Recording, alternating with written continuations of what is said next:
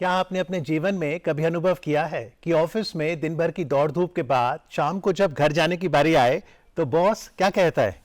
अभी ना जाओ छोड़ कर के काम पूरा हुआ नहीं। हम्म। लेकिन एम्प्लॉय क्या कहेगा? मुझे नींद ना आए, मुझे चैन ना आए, कोई जाए जरा ढूंढ के लाए, ना जाने कहाँ सुकूक हो गया।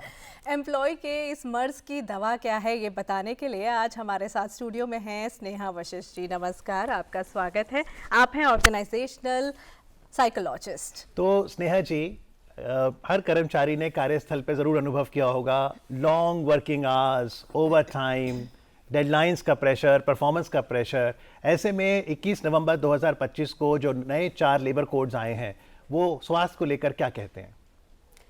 अभी जो चेंजेस आए हैं, आई थिंक ये बहुत टाइम से ड्यू चेंजेस चल रहे हैं। इनके अंदर जो चेंजेस आए हैं वो आपके पहली चीज़ जो सबसे अच्छी सामने आई है कि आपके जो गिग वर्कर्स हैं, आपके जो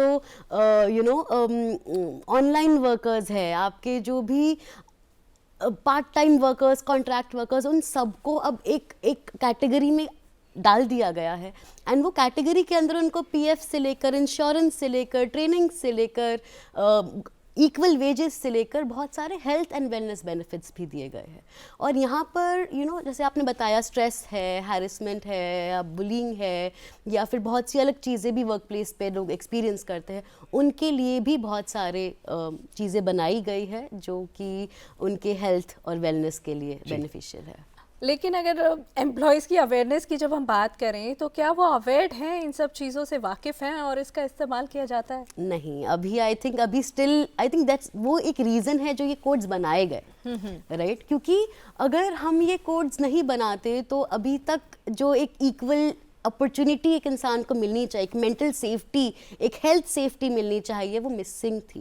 एंड स्पेशली जो कि चलो बड़े कंपनी में काम करने वाले पास भी शायद होती है, बट जो हम छोटे लोग हैं उनके पास ये अपॉर्चुनिटीज पहले नहीं तो थी। अब ये लेबर कोड सभी के लिए हैं? अब ये सभी के लिए, यानी जैसा आपने कहा, कोई कर्मचारी हो, कोई अधिकारी हो, और नए जमाने में जो रोजगार का स्वरूप बदला है, किसी डिजिटल प्लेटफॉर्म पे अगर कोई व्यक्ति काम कर रहा है, कॉन्ट्रैक्ट पे अगर कोई काम कर रहा है, वो भी शामिल है? यस। आपके स्विगी, जोमेटो से लेकर, आपके डिलीवरी वालों से लेकर, everybody is included now in these. तो अगर मान लीजिए उन्हें कोई कहता है कि आप ओवर टाइम काम करिए, या मान लीजिए कई बार हमने देखा है कि किराने की दुकान पे आपने काम नहीं किया और आपके बॉस ने आपको थोड़ा ह्यूमिलिएट कर दिया, तनाव हो जाता है। बिल्कुल क्या होता करे है। एम्प्लॉय? अब अच्छी बात यह है कि सोशल सिक्योरिटी के अंडर ना, पहली चीज अब आपके कॉन्ट्रैक्ट बनना शुरू होंगे।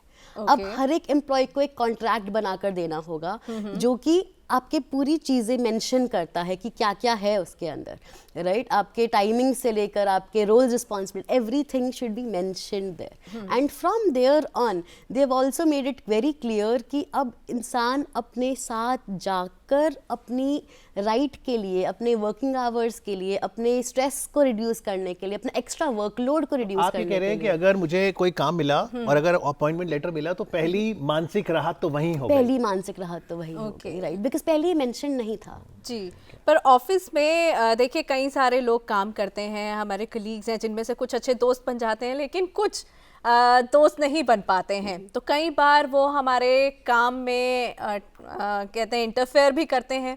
कई बार उनको हमारा काम पसंद नहीं आता या काम ज़्यादा पसंद आ रहा है तो हमें परेशान करने की भी कोशिश करते हैं। तो ऐसे में ऑब्वियसली जाहिर सी बात है हमारी मेंटल हेल्थ अफेक्ट करेगी।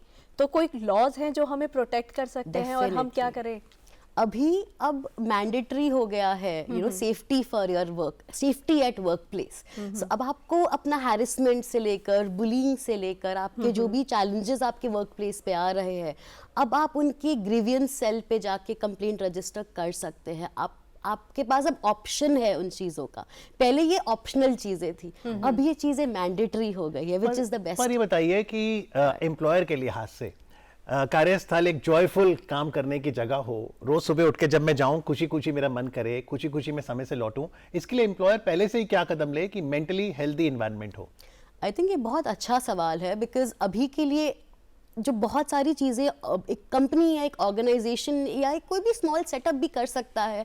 वो पहली चीज़ तो 40+ ईयर्स के लिए वर्कर्स के लिए आपको इंश्योरेंस प्रोवाइड करना ही होगा, हेल्थ कवरेज प्रोवाइड करनी ही होगी। सेकंड चीज़, कंपनीज अपने एम्प्लॉयज़ के लिए, अपने वर्कर्स के लिए बहुत सी चीज़ें इंक्लूड कर सकते हैं। They include employee assistance programs, जहाँ पे आपकी काउंसलिंग, आपकी थेरेपीज, आपके लिए मेडिटेशन से लेके योगा से लेके सारी चीज़ें कवर कर सकते हैं उसके अंदर। मुझे कोई चैलेंज आ रहा है, मैं उस पोर्टल पे जाकर कनेक्ट कर सकती हूँ थेरेपिस्ट के साथ जो मुझे हेल्प करे। एंड जो ग्रीवियंस सेल्स बने हैं अभी, जो बनाने जाएंगे हम लोग कंपनीज के अंदर, they will address all the problems. तो आपको सैलरी से रिलेटेड प्रॉब्लम तो होती ही होती, पहले भी हम सबको ही हुई है, but at the same time आपको अगर वर्किंग आवर्स से प्रॉब्लम हो रही है, आपको वर्क प्लेस हैरेसमेंट का प्रॉब्लम हो रहा है, कोई अब्यूज हो रहा है, आपका सीनियर ने आपको पब्लिकली अब्यूज कर दिया, या कुछ होता है ना कि आपस में झगड़े हो जाते हैं या आपस में बातचीत थोड़ी मुठभेड़ हो जाती है, तो ये सारी चीजें अब वहाँ पे एड्रेस हो सकती है। अक्सर ऑफिसेस में देखा जाता है कि मल्टीटास्किंग है तो मतलब मोर प्रोडक्टिविटी।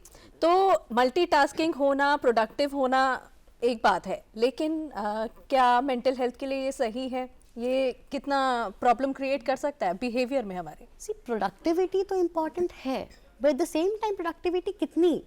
अगर आप मुझसे एक्सपेक्ट कर रहे हैं कि मैं 9 घंटे पूरे प्रोडक्टिव रहूं, that is not possible, right? तो अब हमें अपनी बॉडी, अपने माइंड को जानने के साथ साथ अपनी टीम को भी सपोर्ट में लेकर अपना वर्कलोड डिवाइड करना चाहिए। और मुझे लगता है ऑफिस में अधिकारियों को सबको समझना पड़ेगा, सुपरवाइजर को, कि अगर व्यक्ति की मेंटल हेल्थ अच्छी है, वो अपने आप और प्रोडक्टिव भी हो जाता है। Exactly, and that is the reason why these codes will now bring that change, क्योंकि जो मच नीडेड चेंज है कि अब मैनेजर्स को हम ट्रेनिंग प्रोवाइड कर सकते हैं मेंटल हेल्थ की। हम कंपनी को, कंपनी के एम्प्लॉइज को, कंपनी की पूरी मैनेजमेंट को ट्रेनिंग्स प्रोवाइड कर सकते हैं। मतलब क्योंकि कहते हैं ना, बॉस की भी मेंटल हेल्थ बहुत ज्यादा जरूरी है, क्योंकि बॉस की मेंटल हेल्थ अच्छी है ना, तो ही जो एम्प्लॉइज हैं उनकी मेंटल हेल्थ अच्छी रहेगी। राइट, एंड आई थिंक ये दोनों चीजें हैं। अगर आपकी मैनेजमेंट की मेंटल हेल्थ अच्छी है, आपकी टीम की मेंटल हेल्थ अच्छी है, तो आई थिंक आपकी प्रोडक्टिविटी से लेके, आपके टर्नओवर से लेके, आपके रिटेंशन से लेके हर एक पर चीज। पता है भावना,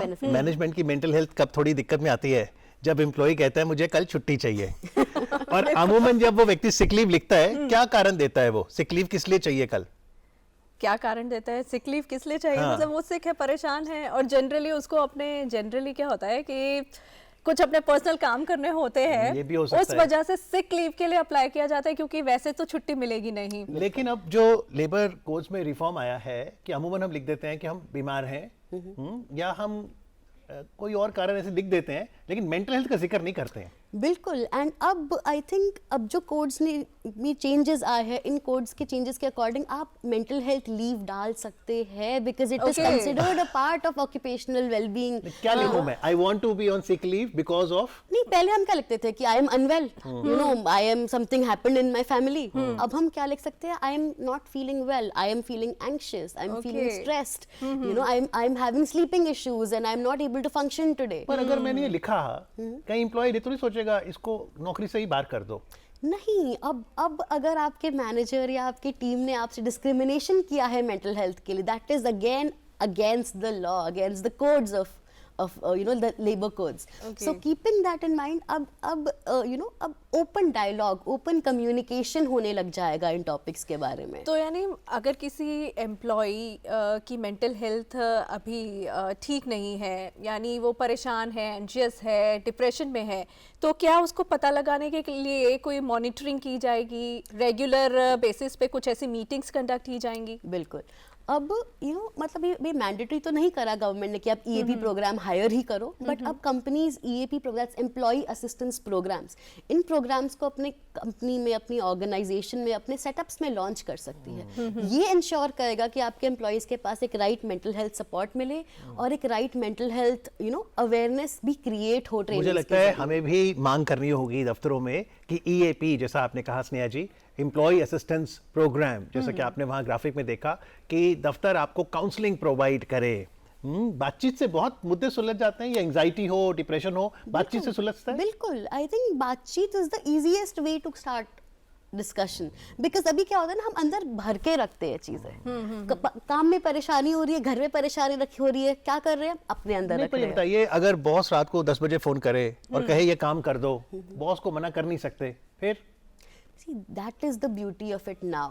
अब आपके पास ही अगर इमरजेंसी है तो मैं अपने आप से ही शायद एक्स्ट्रा काम कर लूँ, राइट? रिक्वायर्ड है, बॉस ने बोला है। बट अगर it is not an emergency, it is not something जो डेडलाइंस के टाइम पे आ रहा है, तो आप अपना बैलेंस, अपना बाउंड्री बना सकते हैं। Okay. अब आप मना कर सकते हैं और अब आपको मना करने के लिए पनिश नहीं कर सकते। Okay. That's the beauty, Okay. है ना। अब पहले अब स्ट्रेस्ड है इंसान, जॉब से निकाल दिया, डिप्रेशन है जॉब से निकाल दिया, अब नहीं कर सकते। That's the beauty. लेकिन अब कहते हैं जैसे फिक्स वर्किंग आवर्स होते हैं कुछ जॉब्स में, लेकिन कुछ जॉब्स में फिक्स वर्किंग आवर्स ही नहीं है और बड़े ऑड टाइमिंग्स रहते हैं। ऐसे में तो बहुत ही ज़्यादा केओटिक पूरा सिनेरियो रहता है। तो उन एम्प्लॉयज़ का क्या? उन एम्प्लॉयज़ के लिए भी अब पहली चीज़ तो अब लाइफस्टाइल की एडिशंस ऐड हो गए हैं, कंपनीज ने देना शुरू करा है। आपके कैब सर्विसेज से लेकर, जिम से लेकर, आपकी हेल्थ डाइट से लेकर हर चीज़ का ध्यान रखने की कोशिश करी जा रही है। And keeping that in mind, I think as an employee हमें भी अपने रूटीन का, अपने प्रोडक्टिविटी का, अपने स्ट्रक्चर का ध्यान देना इम्पॉर्टेंट है। तो हम उसके ज़रिए उसको मैनेज कर तो मतलब जैसे काफ़ी सारे स्कूल्स कॉलेजेस में काउंसलर्स हायर किए जाते हैं to keep a regular check, right. तो ऐसे ही अब ऑफिसेज में भी आपको लगता है कि ये हो जाना चाहिए, एक परमानेंट पोस्ट हो ऐसी काउंसलर्स की जो काउंसिल कर सके? अब तो नीडेड है।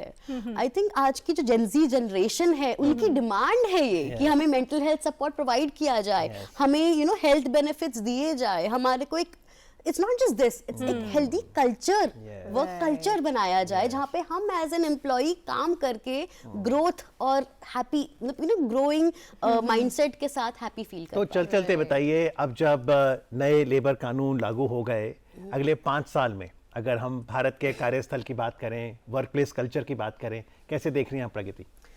प्रगति तो मैं बहुत अच्छी देख रही हूँ। आई थिंक अब मेंटल हेल्थ ना हर एक कंपनी में एक हॉट टॉपिक रहने वाला है नेक्स्ट 5 साल में। एंड जो हॉट टॉपिक रहने वाला है, it is just going to initiate कि हम एक अच्छी बातचीत, एक अच्छा सपोर्ट सिस्टम, एक अच्छा टीम बना पाए, एक अच्छी कंपनी ऑर्गेनाइजेशन सेटअप बना पाए जो कि आई थिंक सबके लिए सपोर्टिव रहे, mentally, physically and emotionally. Yeah, so let's hope that there will be employee assistance program.